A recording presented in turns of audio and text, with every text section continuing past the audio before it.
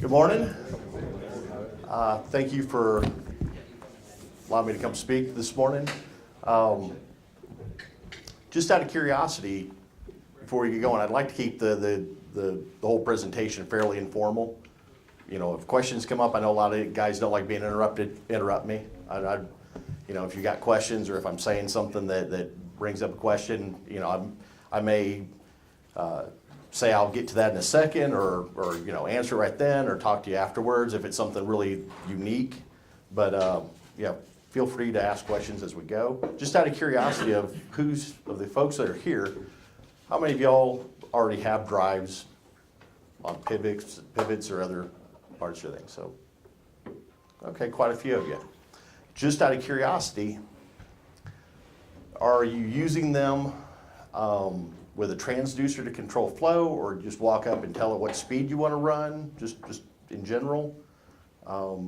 Just kind of curious how people are using the drives, because we're going to talk about a lot of the, what's that? Tweak the speed as need to. Okay, so just doing it as needed. I think that's pretty common, so don't you know, there's nothing wrong with that. It's still there. I can talk about some of the cost savings that even a drive in its most basic use is gonna provide. Fixed speed pump system, although the industry norm, are inherently inefficient. They use more power and are prone to reliability problems. So these are, I'm going to show you the same slide at the end that I'm showing you now. A variable speed pump operation will improve efficiency of your pumping system, save money, and reduce overall cost of ownership. Because really, you know, not overusing water and saving money and cutting down on maintenance, those are really the only reasons you'd ever spend extra money on a piece of equipment. We're going to cover VFD basics, how the VFDs actually save money, basic setup, pump protection, pump motor protection, sizing to a point, some pitfalls to watch out for. So VFD's been around since the 60s. First ones that came out were, you know, like if you remember people talking about old computers, how big they were. Well, VFDs were very large in the early days. And over time they've gotten, you know, they were expensive, they were big, but they've gotten smaller. Yaskawa, and I'll try not to make this into a Yaskawa commercial, I promise. But Yaskawa had introduced a general purpose VFD in the early 70s. You know, technology advances have made them. I was talking to a guy yesterday that was talking about he was replacing some drives in cabinets that were older. And he said the biggest problem he had was they were so much smaller, he had to, you know, he took out a drive that took up half the cabinet and put in one that was much smaller. Then he had to extend the wires up because they no longer reached the terminals. You know, drives get smaller, get less expensive, get more feature rich as time goes on. And a lot of the manufacturers, including Yaskawa, have tailored drives for different industries. And Yaskawa has a drive that's tailored for irrigation. Going back just AC motor basics, an induction motor runs by the speed of the hertz for the power. So in Europe, they run 50 hertz. The same motor is going to run slower than it will here, because we run 60 hertz. It's going to be based off the hertz provided to the motor.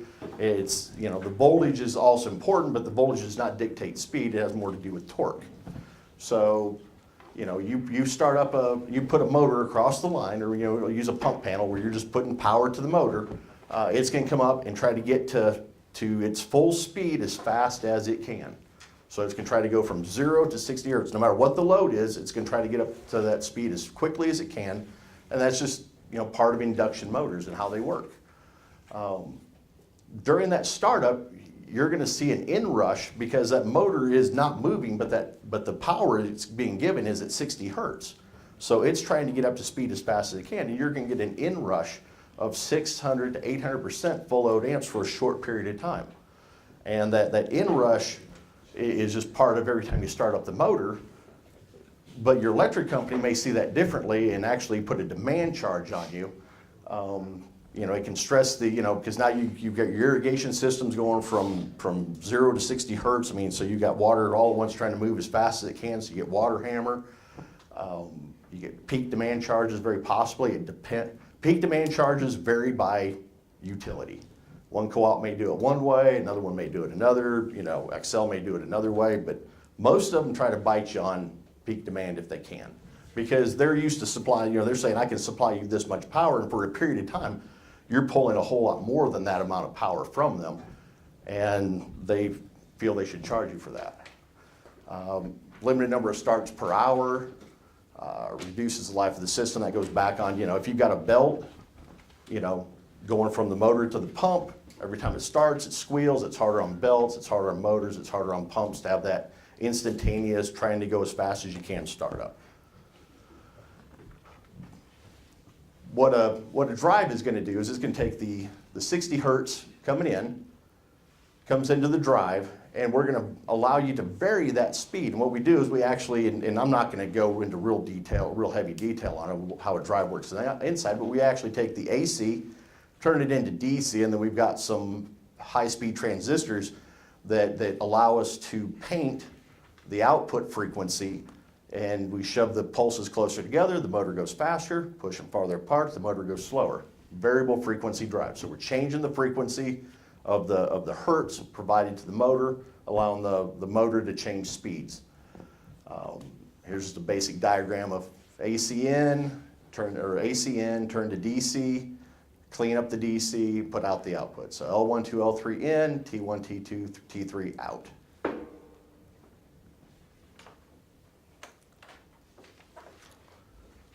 So varies the speed of the motor, hence the ability to allow the pump to work at the most efficient point on the pump curve. You get a soft start, so the drive will never allow the motor to pull more than the full load amps of that motor during startup. So it's going to start it up, slow. Now, if it's you can do one type of startup. If it's a normal above ground centrifugal. If it's submersible, you actually have to play a little bit of a game because you have that thrust bearing that has to be engaged in a thrust bearing. So you have to get up to 30 hertz in the first second, and then you can ramp up the rest of the way. But in both cases, we're not going to go above full load amps starting up the drive. So you get a soft start, so you mitigate those demand charges that the utility could put upon you.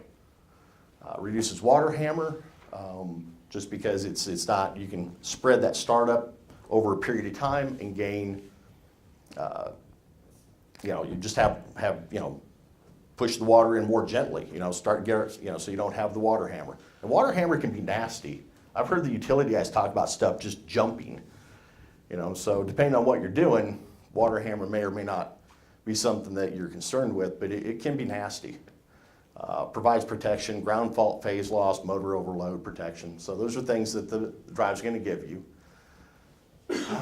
So if you've got a pump that doesn't need to run 60 hertz all the time, then there's an opportunity to save a lot of money there.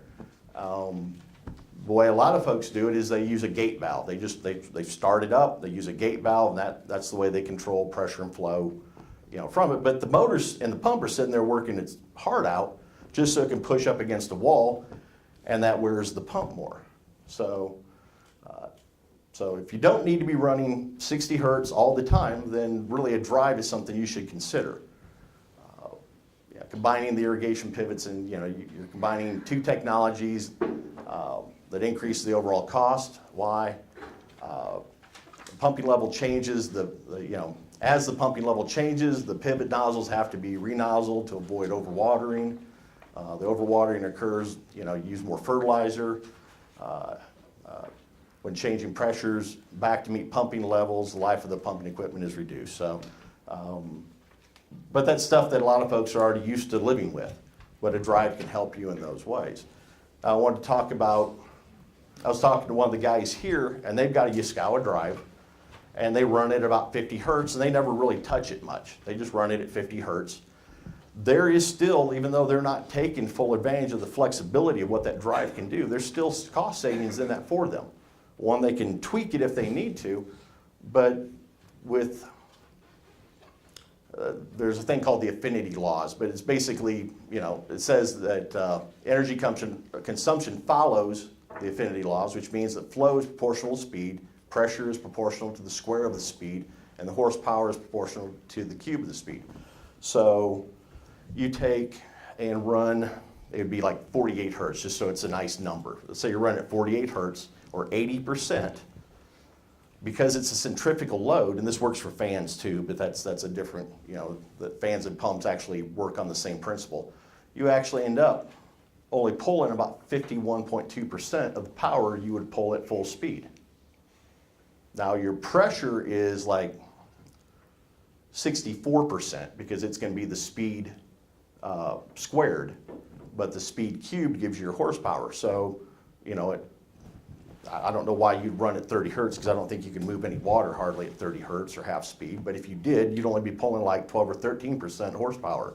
So you'd be pulling a lot less. So that's where the money savings comes from. So instead of running a gate valve and just throwing that energy away, you just slow down the drive and you get to keep that money, and the drives pay for themselves over a period of a few years. Typical pump usage, this may or may not be totally accurate for this area, but usually most of the pumps are submersibles, 5 to 40 horsepower, 200 to 300 foot deep. Your cost, just a rule of thumb, if you're paying 10 cents a kilowatt hour, which might be a little high today, but a few years ago that was a little low, you're spending about $2 per day per horsepower for your energy. And so if you look at what saving half of that would be, it adds up over a 100-day irrigation cycle. When we say basic Simplex, some of the manufacturers, Biscaya being one of them, can actually run multiple pumps and multiple drives together and lead lag and do a lot of fancy things. When we say Simplex, we're just talking about one drive, one motor and pump. So a modern day drive should be easy to set up. It should talk to you in PSI and gallons per minute. You tell it what your transducer range is. So if you got a transducer that's 0 to 100 PSI, you tell the drive that. You set a pressure set point, which is, let's say, 70 hertz, and that's where it's going to pump up to. And you say, once you hold that there, if you go to sleep, I don't want you to wake up until you drop maybe 10 PSI. So at 60 hertz, it wakes up, it pumps back up to 70. If there's not a lot of demand and it can hold that 70, it starts slowing down. And if the demand's gone away, it goes to sleep and it doesn't wake up till it sees 60 again. That's kind of a standard constant pressure Simplex way that they work. Modern day drives should give you terminology that makes sense. Loss of prime, set points, PSI. It shouldn't be in terminology that the industrial drives use. It should be in terms of things that are applicable to your application for irrigation. Go through a couple protection features that at least a lot of the drives can do. I know the Biscaya drives can do. And this is what I was talking about before. So here's a start and drawdown. So if you had a pressure that you wanted to make sure you were maintaining, you set that in as the set point, and then you've got your start level, and you see the start level went down, so it wakes up. Let's go up to the set point. See the motor there. Yeah, whatever the animation shows, it could be at 60 hertz, whatever the drive thinks it needs. And there it goes. How many of you guys have long runs that you have to fill up if you start stuff up? I mean, I've seen people run water up a mile or more, and out here that might be a small distance for you guys. A feature that you should have in a modern drive is the ability to actually, anytime it comes up, don't have it go all the way up to try to hit the pressure set point right from the beginning. Have it run slower for a little while, try to fill the pipe, and then once the pipe's full, then kick up the pressure. So you see here we're doing a pre-charge. So we're going to take it up to a pre-charge level. We're going to sit there for a period of time, which, I mean, I've done it, and that's something you just got to play with a little bit, is how long to do it for, because Like I was working on a startup, and we had about a mile to go. And we just sat there the first time we did it and watched until we started getting pressure back. And once we did, we knew, okay, we need to do this for about 5 minutes to fill up the pipe. And so we did a pre-charge for 5 minutes at 42 hertz. And then we let the drive do its, move on up. And it cuts down on water hammer. So you're not rushing all that water down to the end of the pipe all in one big burst. Feedback loss. Now, if you're using a transducer, how your drive handles feedback loss, it can be a big deal because things can happen. You got a wire going over to a transducer on your pipe, feeding back into the drive. Things happen to them. Somebody's out there working around it, they knock the thing loose, or who knows what, deer eats it, I don't know. But it can happen. So you want a drive that's smart enough to know, hey, when I don't see that, I need to tell somebody I'm not seeing my pressure. High feedback. We got high feedback, and I'm going to show you low feedback. And it's just like it sounds. Basically, if someone walked up and slammed a butterfly valve closed on your irrigation and the pressure spiked, you want the drive to quickly shut down, not to push all that back onto the pump. But I had somebody that makes floating pumps for pits, and they had an application where they needed the pit owner wanted to know because they were going to run from a certain range. They don't want to pump the pit totally dry. They don't want to be sucking mud at the bottom. And so they had a range that they're going to be running, but they still wanted to know if for some reason something happened that the pit got too deep. In other words, let's say it's raining so hard that it's filling the pit faster than the pump can remove the water. They wanted to know about that. Or what if somehow something happened and even though the pump, the drive might be off, but the pit was still draining and it drops below. And so they use this high feedback and low feedback to do that, to give them notice that, hey, there's something that I'm not expecting going on in my pit of water. But here we go, we're just seeing that the pressure goes up. There's a countdown period to see, if the situation corrects itself. If not, the drive stops. Same way for low feedback, down it goes. It counts, doesn't recover. This could be a broken pipe. If you get a pipe that totally breaks, it could do a low feedback. And instead of sitting there and just trying to meet pressure or just keep going, it can shut off for you, stop you from making a big hole in the ground where all the water's rushing out. Set point not met. This is a little more tricky. What we're going to see here is the drive's running. And we're going to look down here. All at once you get a leak, but it's not enough that it opens it up all the way to where there's no pressure at all. It's still holding some pressure, but it can't meet set point, so it tells you. And these are just features that a modern drive should give you. If you're out looking for a drive, and you're wanting to use the smarts that can come in them, these are features that you should find in a good drive. Loss of prime. Notice pressure's going down. The pump's trying to make up for it, so it's speeding things up because it's losing pressure. Amps are dropping. It goes, yeah, this is a bad combination. Faults out, tells you, lost prime. This is a little different. I like this feature, even though I've yet to have anybody tell me they actually used it. But if you had, let's say, a pump that was going bad and isn't producing, is having a hard time producing water, instead of having the system run off pressure, you can actually have the drive monitor the current. And so instead of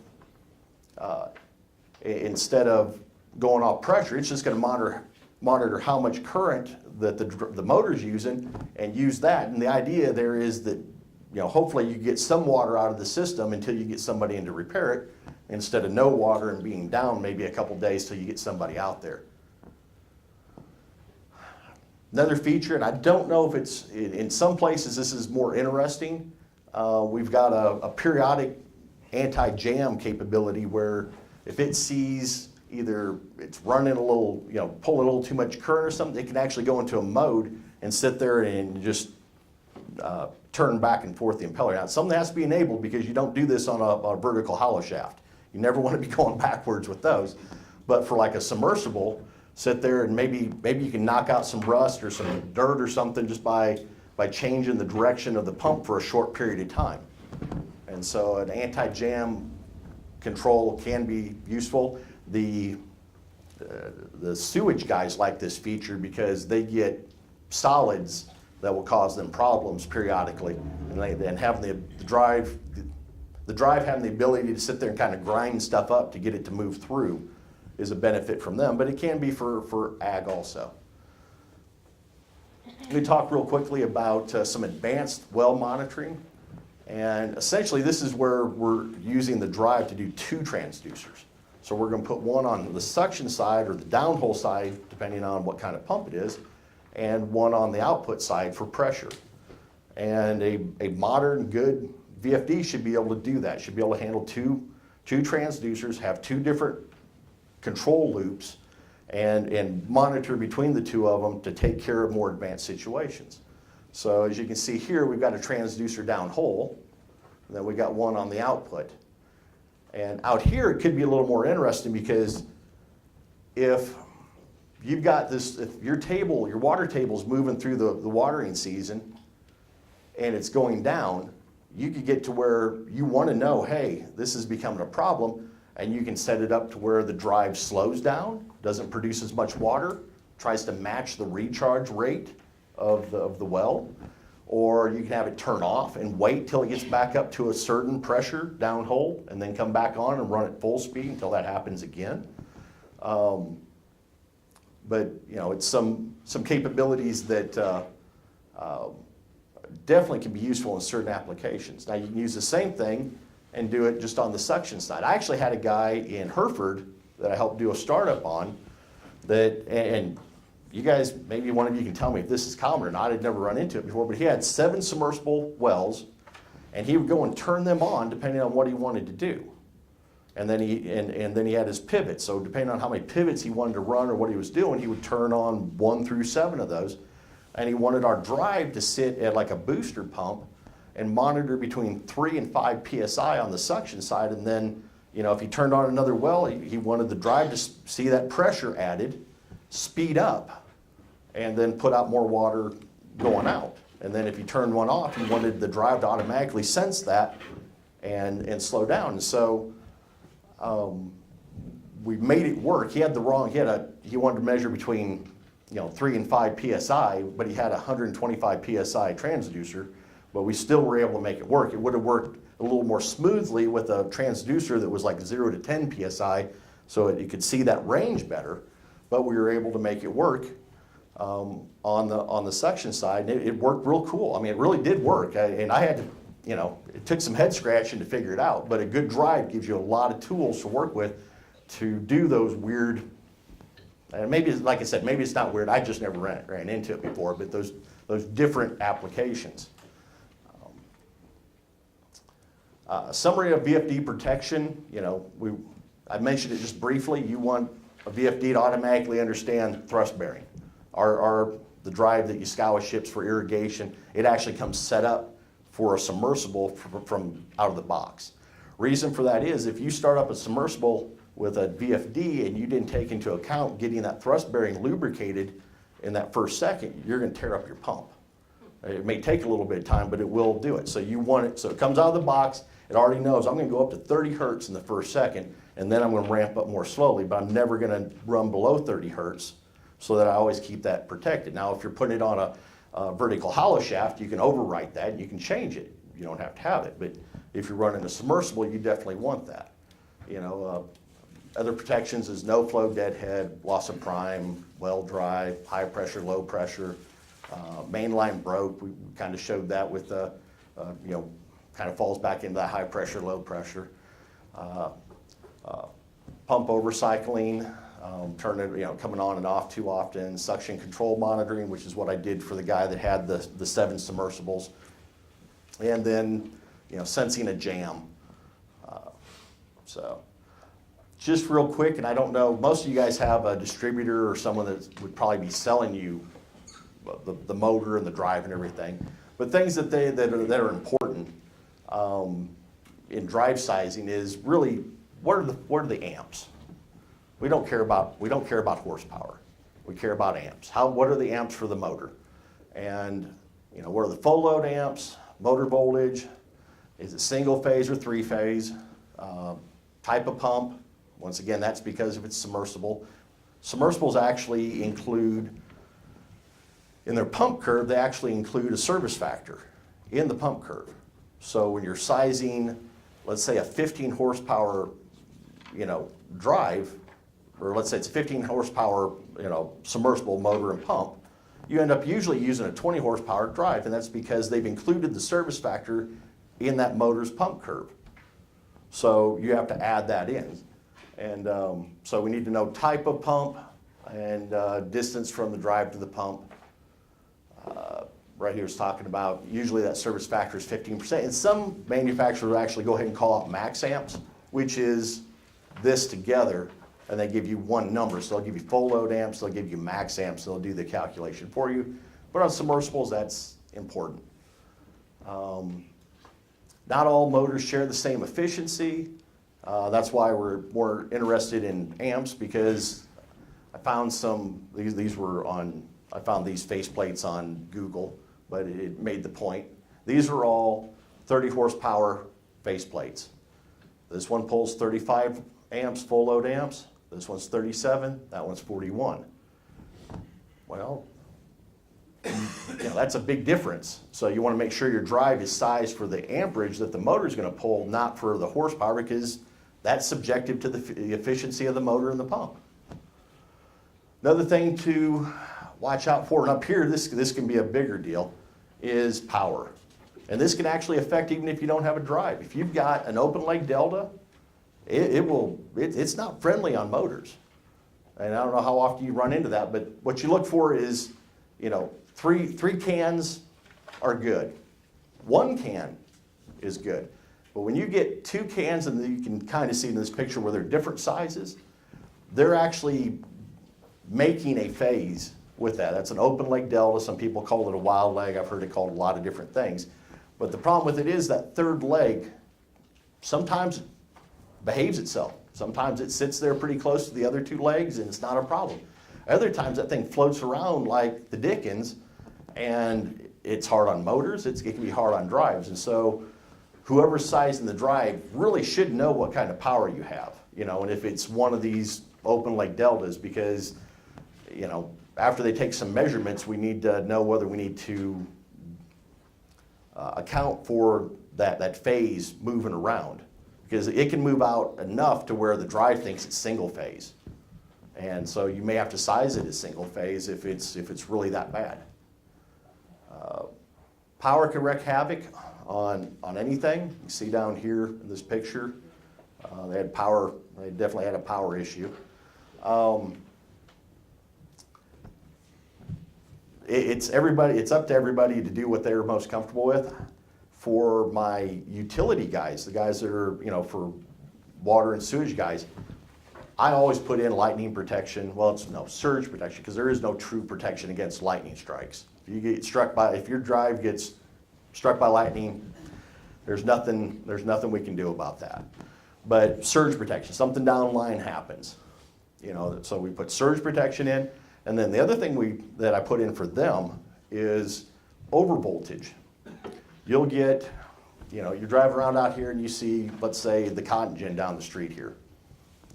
They're used to using a certain amount of power throughout the year. The utilities adjusted for them using all that power, and all at once something goes wrong and they go offline. And all at once your 460 goes to 480 to 500 to 520 to 530. And that is hard on electronics, and it's hard on motors. And so at least Yaskawa also has an option for an over voltage trip. So it can, if it sees something, let's say above, because it's supposed to be getting 460 to 480. Let's say you set it at 520. If it sees anything 520 or higher, it just trips the drive at the breaker and protects it. Bad part about that means someone has to go out there and deal with it. The good part about it is when you get out there, everything still works. Lightning protection and ray cap is one that I'm familiar with, but there's others that are out there. Line reactors can help, load reactors can help. There's different line reactors, obviously, on the input side. Load reactors can help on the output side. Drives come in different enclosures. If you've got a nice pump house that you can mount a drive in, actually that's the most cost-effective way to do it, but most people don't have that. So Many companies like Yaskow also offer them an NEMA 3R package where it's rainproof. It's got fans in it, so it keeps it cool. You can get it 50C operation, which is what you need probably up here in the summertime. You're almost far enough north that it may not be that bad. A lot of areas get away with 40C. One thing about it is, remember there's fans and filters, and just like at your house when you have to replace your filters every so often, someone needs to go out probably once a year and probably blow the filters out. Because up here your dust is really fine in places, and you don't want the drive choking because the filters get clogged up. So, and once again, it doesn't matter if it's Yaskow or somebody else, this is just something, this is just periodic maintenance you'd want to do. Ways not to protect your drive. All these came from Louisiana, so you guys can laugh all you want about this. My favorite's the barrel they cut in half and built a hat for it. But this guy actually, someone put some time into that one.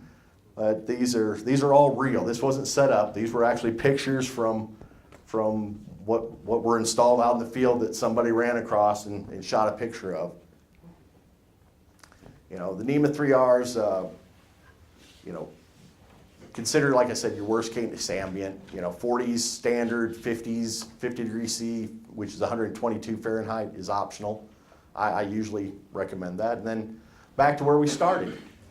If you're running fixed speed pump system, although it's the industry norm, they're inherently inefficient and use more power and are prone to reliability problems. Variable speed operation will improve your efficiency of your pumping system, save money, and reduce overall cost of ownership.